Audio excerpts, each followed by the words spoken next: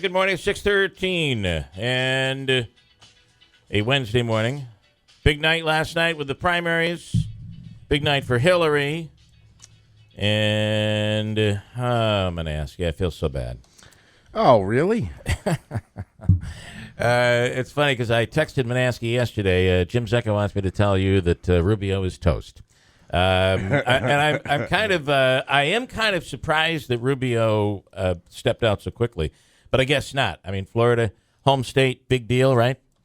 Probably not a surprise there. Well, I think he was surprised because he was sticking in thinking he could win those 99 delegates, and obviously he did not.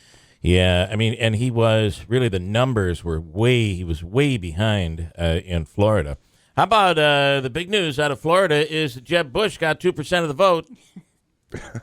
Apparently, he was still on the ballot, and no, it is true. No, I know, but he didn't get the delegates. Yeah. No, he got 2% of the vote.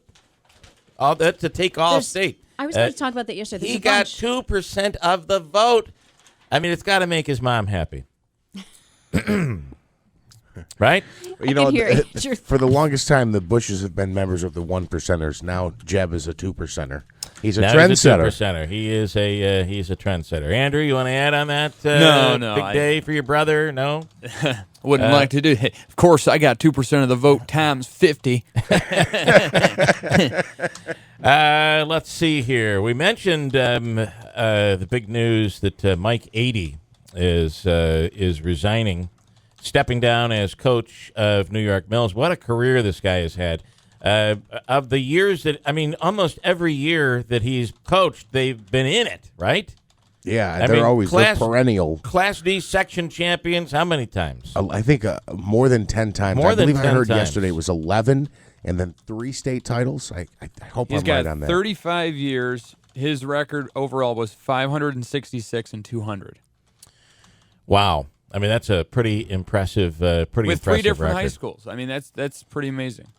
We'll talk about that. Also, e-scripts, it's something we're going to get into. This thing is going to happen by March 27th.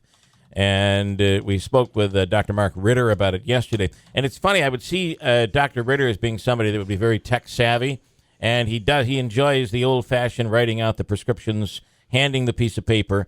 And he's not looking forward to it. But they've made the change because I think these doctors have no choice. They must make the change now, right? Mm-hmm. Yeah. And there were 2 big high-profile cases where doctors were writing scripts for pain medication, and that's what's brought this on. Yeah. Andrew? Well, also, too, I mean, his one of his biggest issues with it is the fact that if you send it to the wrong Walgreens or the wrong pharmacy, they can't share it with another pharmacy, so you have to go through the prescription process all over again. So it's not like you can, say, oh, you meant to send it to this one. At the same time, I love it. I hate to say it, but I really like it because I can never read those pieces of paper, ever. You can never read them. Not your job, too. Okay, yeah, it's not your my job, too, but it is my job, too, and I'll tell you why. Because it is your job as a patient to be your own advocate. And as a parent. As a parent, you have to look this stuff up. You have to know that the prescription that has been written down is what you're actually getting. I mean, these are important things. I know stories where people have gotten the wrong medicine, and it has not been a great outcome. So it is. I've taken a course on it. You know, my ex was. So what is swiggle, swiggle, swoosh? My ex is a pharmacist, and one of the courses at Albany College of Pharmacy was actually learning how to read handwriting. I believe it. I'm pretty sure. I might have made that story up, but I'm pretty sure you got to learn how to read the handwriting. It's not easy. It's, as you said, whatever, swish. Okay, this story also today is that Christine has top of the hour. We've kind of been sitting on this story for a few days, and it's horrific. The story of the Ilian man that has been accused of, I think is it to the point now where he's being sentenced? Right. Well, he admitted it. Right. He pled guilty yesterday. It is a terrible story, and here it is that so this child, this under 14-year-old young lady, was texting back and forth with this guy, that young guy that she thought was from Watertown, and at some point this now, and this is the most difficult part of this whole story. At some point, this boy from Watertown coerced her to send nude photos. Turns out there's no boy at all. That we've always said you never know who's on the other end of that line, on the other end of that phone, or on the other end of that computer. You never know, but you would never in a million years think it's coming from within your own home and coming from your father. Yeah. And that's what was going on in this case. It is just a horrific case.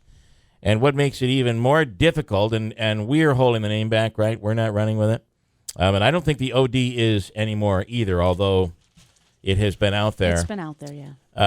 But the sad thing, this terrible thing for me in this story is I know this person, and we won't reveal the name to try to protect the people who are innocent and victims here. But it's hard when these things happen, and it's not somebody that I've known, but as a kid, I grew up around this person. No clue that anything like this had ever gone on or could possibly go on, but really difficult when you see the face and say, oh, my God, that's somebody that I know. Pretty difficult, but I don't know, for a female, for a boy, for a girl, it doesn't matter, for a child, the one person, the two people in your life that you know you can trust would be your parents, right? How does this happen? How can this happen? I don't understand. I just don't understand it. So we'll talk a little bit more about that one as it is, we said, just an awful, awful, awful story. 6:19. Here is Christine with an update.